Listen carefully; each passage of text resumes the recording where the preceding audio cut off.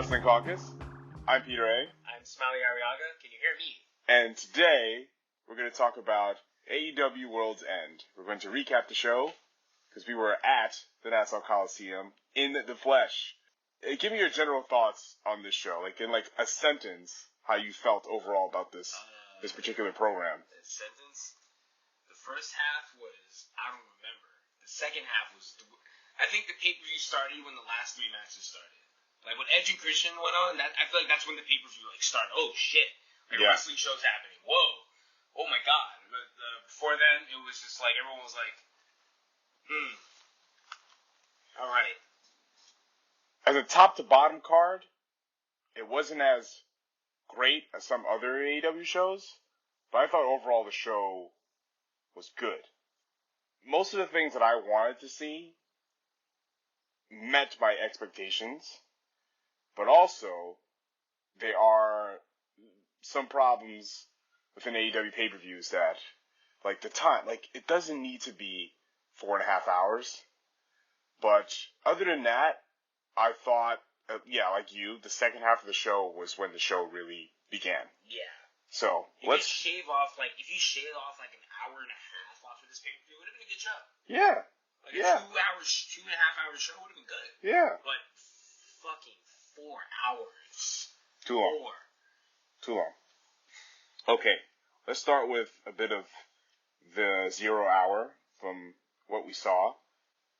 It started out with the Long Island Classic, Willow Nightingale versus Chris Statlander. What'd you think of this one? This match was good. The last 2-3 maneuvers of the match were was when things got a little scary, and then they wrapped it up quickly. But before that, it really was pretty good. People were into it, into both of them. I'm sad that they were on the pre-show because they were two of the better wrestlers who were on the card. I think if you literally Julia Hart and Abaddon was on the card for some reason. If you literally put that in the pre-show but put Statlander and Willow on the card, it would have done better. But this match was good. Yeah, it was good. It was very entertaining. It was very simple. The two ladies showed off their strengths, their little strengths. Yeah. Because they're two very strong ladies. And I thought their suplex off was kind of cool. This was a nice, fun match, and I wish it was good enough to be on the main card. Yeah. To be honest, and the crowd was into it. Yeah, it was the first match, 7 o'clock. The crowd's still fresh, but if you stuck this in place of Abaddon and Julia Hart, which we'll get to, I think this show would have been a lot better for it. But the fact that this show was on the card, be it the 0 hour or not, I thought it was really good to give these two hometown ladies some shine. Because, the match was good, but the problem is it was happening while people were walking in. Everyone was in attendance for Julia Hart and Abaddon, but no one gave a goddamn. Yeah, and you know what's funny? When that match started, yes, people were filing in, but there was, a good amount of people. It wasn't maybe... Yeah, it wasn't that. It wasn't as everyone was walking in, but as there was some people walking in. Yeah, that's true. Some people were walking in. I feel like if everyone was in attendance for that, it would have done much better. But it was good. Moving on to the 20-man battle royale, and the winner gets a AEW TNT title match anytime, at any place, and that plays into what happens later on in the show. But the man formerly known as Luchasaurus, Kill Switch, won by throwing out Trent Beretta, a hometown hero, I guess. Yeah, he threw out Trent. Yeah. That was all I remember from... And you know what I remember from this battle? Because a lot of these battle royals now just, blend in together for me. You know what I remember? Danhausen. Yeah, he was pretty great. Danhausen and Trent Beretta got a bigger reaction than pretty much and Dalton Castle, yeah. to an extent. Those three guys got a bigger reaction than everyone in that damn ring. Yeah, I mean, I'm with you on the Battle Royal thing. It was pretty just nothing for a while until the last, 6-7 people. And I like the fact that all the guys jumped Lance Archer to kind of keep him down because he's the biggest one in the match. Yeah, that was cool. The crowd was kind of into Lance Archer. But this was just a battle royal, and it wasn't bad, but it wasn't great. It wasn't all that memorable. It was there. It didn't need to be on the show, to be honest. It was one of those things where, like, when Lance Archer came out, I was like, oh yeah, I know that guy. And as soon as he started wrestling, everyone was like, he disappeared. Everyone's eyes. So it was like, So Killswitch won, and I don't care. Do you care? Killswitch? No. Yeah. No, I don't. Yeah. I don't. Just don't. Well, we'll resurface this when we get to Christian versus Adam Copeland. All right, this is a match that we didn't see. We can't call him Edge, right? We can call him Edge. Okay. But they, yeah. So we get sued? We didn't see this match. Hook versus Wheeler Yuta. It was the FTW rules match because we went to get snacks. We were like, let's get some. I wanted something to drink. I was thirsty. And then we saw the food lines were just ridiculously long. Yeah. You know something? I truly think we would have. The only reason we were thinking it instantly is we got to get up and get food. Wheeler Yuta started talking.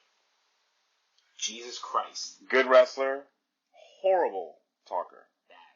Yeah. He is how Seth. He's worse than how Seth sounded years ago before Seth learned how to talk. I think the Dippin' Dots that we got has more charisma and more flavor than Wheeler Yuta. No, like he's a good wrestler, but like, bro, he's toast on the mic. Not even toast, just bread, soft bread. Oh God. Just soft bread. Oof. Nothing. So we overheard Hook's theme, so we put two and two together that he won. Yeah, he won, right? Yeah, he did win. Did he win the pure title too, or just retain the FTW? No, just the FTW title. Yeah, this didn't need to be on the show. No. Okay, speaking of matches that didn't need to be on the show, we have the first match of the proper pay-per-view. It's the first of two 8-man tags on the show. The Blackpool Combat Club, Claudio Castagnoli, Bryan Danielson, Mark Briscoe, and Daniel Garcia defeated Brody King, Jay White, Jay Lethal, and Roosh. We missed the first half of this match because we were getting some snacks. Mark Briscoe got the biggest reaction out of everybody. Everyone in this match. Even bigger than Danielson. Mark Briscoe, wow. And I didn't, by the time we got back to our seats, I only remembered he was in the match because he climbed the top turnbuckle. Yeah. And when we got a chance to see this, I thought it was fine. It was fine. Who the hell? Garcia won, right? Yeah. Yeah. Okay. Yeah. Exactly. Yeah. There's nothing else to say. It was fine. It just could have been on like a Rampage or something. You know, exactly. It was long too. 17 minutes. Everyone had to get the seconds. Yeah, exactly. Here's another match that shouldn't have been on the card. Miro and Andrade. What'd you think? It was like, you ever seen Collision? Like post-punk Collision? Yeah. It's like that. It's like, what the hell's happening? They were doing something with him, and then this, like, everyone was just waiting for Miro to win, because everyone was behind Miro. Everyone likes Andrade, but this story made no sense. Yeah, the story of the match was CJ and Miro are married in real life, but CJ and Miro aren't seeing eye to eye. We don't know what they're disagreeing about, but they're just not seeing eye to eye. And CJ's managing Andrade, and throughout the course of the match, Andrade tried to get under Miro's skin by giving CJ a hug, but we don't know why there's conflict between Miro and CJ. Okay, here's the thing. I thought that this match was going to end like a Scrubs episode, where, like, you have two people who are a guy and a girl being mean to each other, and then at some point they just start making out. And then I'm like, okay, so all this stupid arguments they've been having was just building sexual tension, right? But none of that happened. I think CJ screwed over her own guy and looked at her husband like, well, screw him. I mean, I'm not with you now, but it made no sense. It just made no sense. It was nothing. The crowd was into Miro, but Miro's great. This match, the story wasn't interesting. The match wasn't all that interesting. It was just it was a post-punk Collision match at 8:30, just on a random Saturday. Nothing really significant about it. Yeah, it was on Saturday too. Holy crap. Should not be on a pay-per-view. No. Moving on. Toni Storm versus Riho, AEW Women's Championship. What'd you think? Toni Storm is great. And Riho, I know Riho gets a lot of crap for her size because, she can't control that. But the thing she can control? She sells well. She does the little things well. Toni Storm is great. I know what you mean by them overusing the gray graphic thing. Because they had it, you look at the screen of Titantron, they would just have it there for no reason. I'm like, shouldn't we only see this in an interview? I thought, what's funny? Yeah, that's true. I don't like that, but as far as this match is concerned, I thought it was pretty simple, right to the point. Not a lot of hoopla in it. Luther got sent away. I was hoping for a shoe spot, but it was a pretty simple. It's annoying to unlace her boot and have it taken off every damn time. Yeah, it was a nice, simple wrestling match. It wasn't a 5-star Grand Prix match from Stardom, but it was fine. I thought Toni Storm played, her character well. She came across as a superstar. Yeah. Oh, one thing to note from the 0 Hour, they aired a vignette, a Serena Deeb vignette. We're going to get Serena Deeb returning soon. So that'll be a great opponent for either maybe she'll go after Julia Hart or maybe she'll go after Toni Storm. We don't know. Speaking of Serena Deeb. Yeah. Swerve Strickland versus Dustin Rhodes, not Keith Lee. And that match was put together last minute too. But this was a last minute effort because Keith Lee was hurt. So we had Swerve versus Dustin Rhodes. This match was good. I liked it. What you think? It was good. It was pretty good. You had the obligatory Canadian destroyer spot. This match was very good. But it was just funny because Swerve was doing everything he could to get booed, but no one was gonna fucking boo this guy. Yep. Nobody was booing him. No one. Nobody. This man was beating the Holy Christ out of Dustin Rhodes. Yeah, they had a spot where they took a cinder block, Swerve, and he jumped on the cinder block onto Dustin Rhodes' leg, and the crowd cheered Swerve. They love Swerve on Long Island. Broke his leg. He could have literally taken candy from a child and smacked him. Yeah. He could have kicked the dog in the ring. They would have cheered him on. He was super over with this Long Island crowd, and I thought they did a good job. I thought Dustin did a good job selling his leg. To give Swerve credit, he's over everywhere. Yeah. Everywhere. He was he's getting main event level heat in the best way. So hopefully maybe he'll go after Samoa Joe soon. Who knows? Yeah, but this was good. Yeah, it was good. I enjoyed it. It was nice and simple, right to the point, because it was a long show and they kept it really short and tight. And simplicity is the way to go. Okay, the second 8-man tag match of the night, which I enjoyed this. This was Chris Jericho, Sammy Guevara, Sting, Darby Allin versus Ricky Starks, Big Bill, Kanose Takeshita, Will Hobbs. What'd you think? It was very fun. In the back of my mind, I wish this was just between Sting and Takeshita, because those were the two. Those guys were getting the best reaction to this match, and Sting is just great. Yeah, Everything Takeshita did was awesome in this match. Yeah, I thought it was kind of hard to care about Chris Jericho and Sammy Guevara teaming together, because you called it. Sammy Guevara did return to team with Jericho.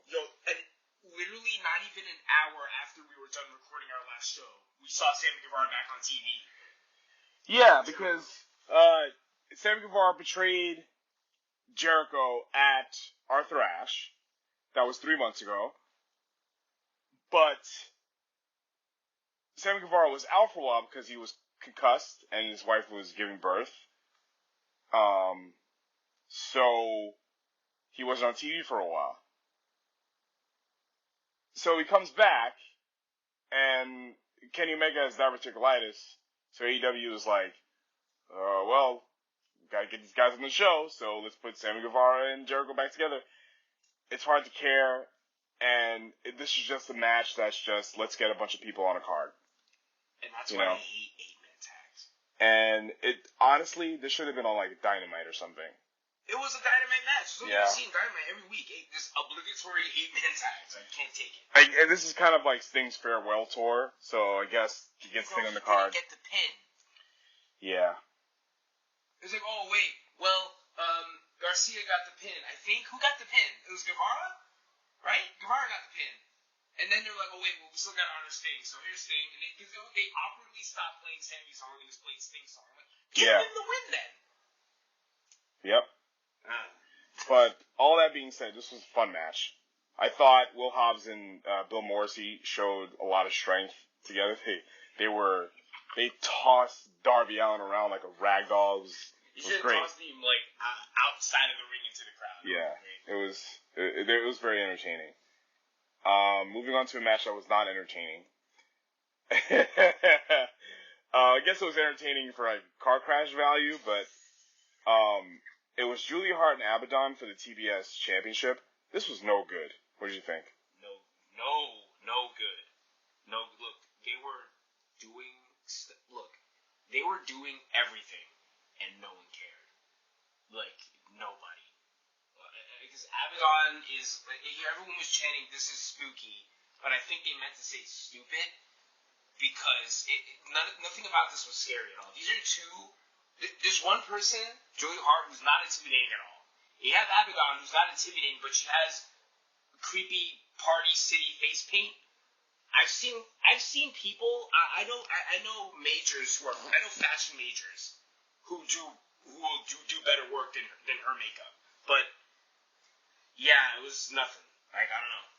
I think the crowd was bored when they started chanting "This spooky." Oh yeah. Because there was nothing going on. There was no drama. There was no story to the match. I guess the story of the match is that they're both creepy. But, like, I didn't care. And it just, you couldn't take anybody seriously. And this is for a title. Yo, I found more chemistry in a bottle of seltzer than between these two. Yeah. Like, there was nothing between these two. And then you look at Will Nightingale and Chris Statlander. They worked their ass off in the 0 hour. They had a much better match. And then, like Chris Statlander and Will looked like they were trying to fight each other. Yeah. This was just like... They looked like they were fighting for something, and there was nothing on the line in that match. But this here was a title match, and I didn't feel like anything was at stake. What's the title? The TBS title. Oh. Yeah. Yeah, they gotta take this belt off her quick, because she's not getting any heat. No heel heat, no nothing. I think, we were talking about this, I think the mistake that whoever's idea was, okay, we gotta get Julia Hart champion. I think they made a mistake. All the reaction that she's been getting is not because of her. It's because she's been coming out with Brody King all the time, and Brody King is over. Yeah. And I think they mistook, like, well, she must be over. No, I think they're cheering for... No, we gotta get the belt on her. And then they've effed over Statlander, and now this woman is champion. I don't know why. Well, I don't think for long, because Trinity was back, so... Oh, yeah. I'm just glad that she's coming back. Okay, now we're getting to the good stuff. Adam Copeland, Christian Cage, no DQ match, TNT title. What'd you think? It was great. When Edge came out and when Chris came out, that's when now I feel like I'm on a wrestling show. Yeah, when Adam came out, the roof blew off the joint, and they were all singing his song, which they never really did in WWE. When I think of Adam Copeland, Edge's reactions, like a big babyface reactions, one of his biggest reactions was when he returned at the Royal Rumble in 2020. Yeah. I think this is like up there. Yeah, it's up there. Yeah. But that Royal Rumble return was insanity. But this was kind of up there. Well, look, it was definitely one of the biggest reactions of tonight, for sure. Yeah. Like, and like all they were doing, they were actually working. All they were doing was just fighting around the arena. Yeah. And like, that's all they were doing. I like the ladder match spot when he put Christian, he put his face against the ladder. What's that move called? Yeah, that was... Yeah. That was great.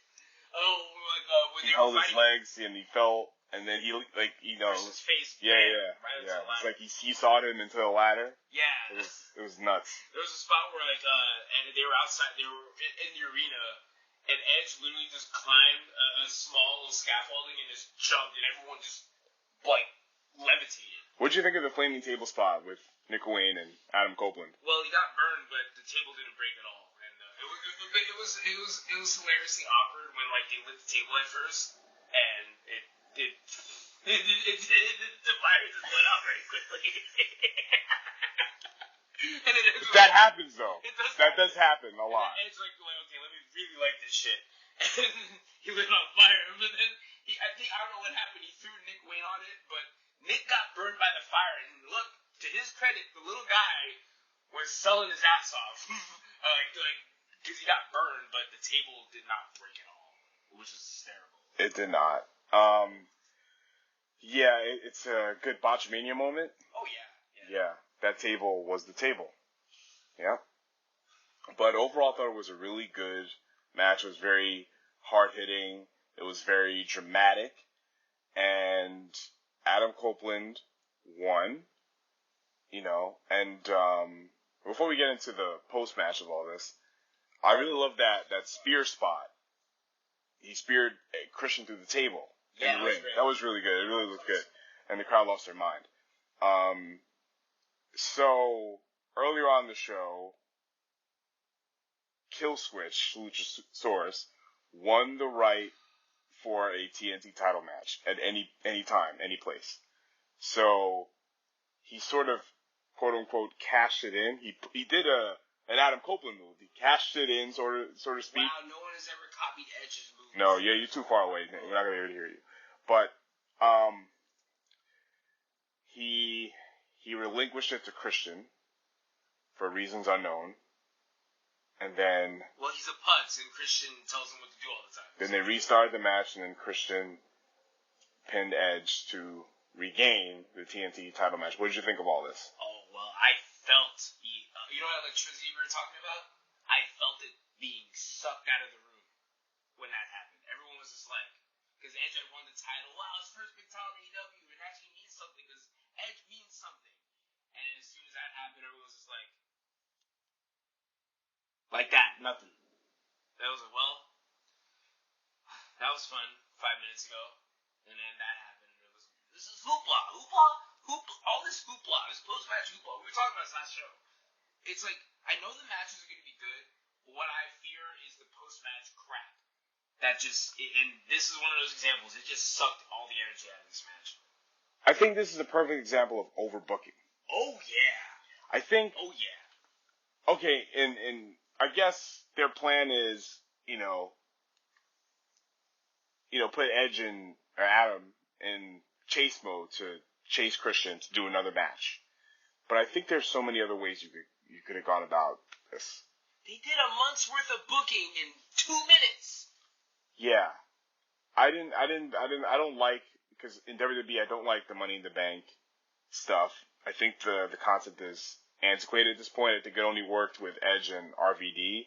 And I think... Because they both did it differently. I think there's better ways to build contenders and easier ways to build contenders. Doing a simple battle royal is fine. They could have just done a match or two with him and, Killswitch, and then you go to Christian again, as a contender. And you could do another pay-per-view match, do another stipulation. But I think this was a lot in one night. I think they could have, especially how the main event turned out, I think they could have had one match where you please the fans a little bit. You know what I mean? Because if you're gonna it's a nice moment. If you're gonna give the winner of a battle royal a contract, and the person wins the contract, instead of them cashing it in like nothing later that night, how about you build to a contract signing on television, and then that builds to a match? It's like they want to do everything at once instead of just slowing it down and building moment by moment. I agree. But other than that, I think that was probably the best match of the night. Oh, hell yeah. Yeah. Essentially, the match itself was incredible. It was 90% psychology. Yeah. It was a lot of story. Yeah. Edge and Christian were good at that stuff. Eddie Kingston, John Moxley, Continental Classic, Triple Crown, title. What'd you think? this match was really good. This was really, really, really good. Everyone was into Eddie. Moxley was doing a good job. Me being a nitpicky jerk, there's one spot where Eddie gave Moxley this beautiful suplex. Moxley just stood up right after. But other than that, everything else in the match was great. And Eddie actually winning, the way he won, actually shocked me. Like, whoa, holy crap, they actually got a 3 count off his finish. I think this match mostly had a lot of All Japan Fighting Spirit stuff. This was very Kawada and Misawa. A lot of chop, chop, chop, brawl, brawl, chop, chop, punch, punch, elbow, elbow, punch, punch. You know, a few dives, but mostly punch, chop, chop, chop. There was one scary dive with Eddie Kingston. Oh, yeah, in the beginning. Yeah, he flew right over Moxley. Yeah. I thought from our angle at first that Moxley didn't catch him, but when they replayed it, Eddie flew right over him. But to Eddie's credit, and this is what I love about people like Sabu and Sandman, even when they mess up, they sell it and they make it part of the whole match. Eddie sold that. He made it matter. He sold that for the entire match, and I appreciated that. I love Eddie Kingston. Yeah, I give Moxley credit too. Like a lot of the chops that Kingston was giving him, he was really, it was starting to wear him down. Yeah. Yeah. I thought it was great. Both these guys did a great job. This was one of the best matches of the card, the whole night. Yeah, it was really good. It was a different match from Adam Copeland and Christian. And it didn't die. No, it didn't. No, it didn't. Because it's in the proverbial death spot, like after like a crazy match with a lot of stuff happening. But the crowd their energy was, level. You know what I mean? They were really into this. And one of the reasons why I wish they would take a nothing match like Yuta and whoever off the card is if they had done that, Eddie would have had time to cut a promo in the ring after the match. And that's what I was waiting for. I'm like, yo, Henley got a microphone. This guy's holding 3 belts. He just almost killed himself. Well, that's what Dynamite's for. Yeah, that's true. Because, every time we see Eddie live in, the other shows, he would always cut a promo afterwards, and it would always be great. But I don't know. Other than that, there really was not a lot to complain about in this match. No. This was really good. I think Eddie Kingston needed a big, big win because he's always been at that point, but he never gets the big one. Him winning the Ring of Honor title was great. He beat Claudio and all that stuff. But it's good to see him get a big, big win on a major, major stage. And now he has a new title, 3 new titles. He'll probably go over to Japan, and will hopefully be featured a lot more regularly on Dynamite, not just on Rampage, Collision, or Ring of Honor or whatever. But having him having 3 different belts allows him to do that, which is also good. So yeah, I thought this was a great match. This was one of the best stuff on the show. I think this was exactly what it was supposed to be. They beat the piss out of each other, and everyone was happy. Eddie's decorated. Very decorated. Yeah, absolutely. Yeah, that was great. Moving on to the main event, we have Samoa Joe, MJF, AEW World Title. What'd you think? This match is fantastic. This match was amazing. And it's like the little things that they were all doing. They were MJF kept trying to go for the kangaroo kick, and Samoa Joe would come up with a different and creative way to shut his ass down every time. There was one part where MJF, he flew out of the ring, and, he caught himself, and he was gonna do that thing where he flips back up, and in the middle of that, Joe drop kicked him, and he flew out of the ring. It was unbelievable. It's little things like that. These guys weren't doing a lot, but man, they milked everything. I liked, earlier in the match, Samoa Joe gave MJF a muscle buster, right? The apron. Yeah. Then later in the match, Max started working over Joe's arm. Yeah. So he doesn't, choke him out, but unfortunately it didn't work. As we get to the finish. It didn't work. But he tried. And there was a lot of, good storytelling in this. And so Max has a lot of lingering injuries. So he came out completely taped up. He tried to lift him up earlier in the match. Couldn't do it. He was favoring his shoulder. Then later on, he works up the energy to lift up Samoa Joe and give him an F5. An actual F5. We were joking that he was going to give him an FU, and I was joking that he was going to give him an F5, but he actually gave him a really good F5. And my favorite thing about this, not only was it an epic 2 count, these motherfuckers, they died after. Because, like, one, MJF was selling the fact, I just gave this big motherfucker an F5 and I'm dead. But Joe also sold it like death too. And Max, like, dragged himself across the ring to just barely get his arm over Joe. It was awesome. It was so good. Oh my god. It's like these guys are amazing. Yeah.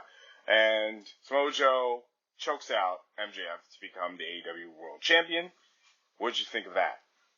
I don't know. I gotta see how this came off on television because I don't know how you felt, but it kind of felt like Joe won the world title, which is a big deal. He beat Maxwell Jacob Friedman in his hometown to win his first world title in years.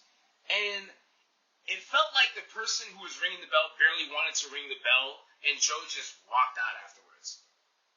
And it was like, because they had to do the devil crap.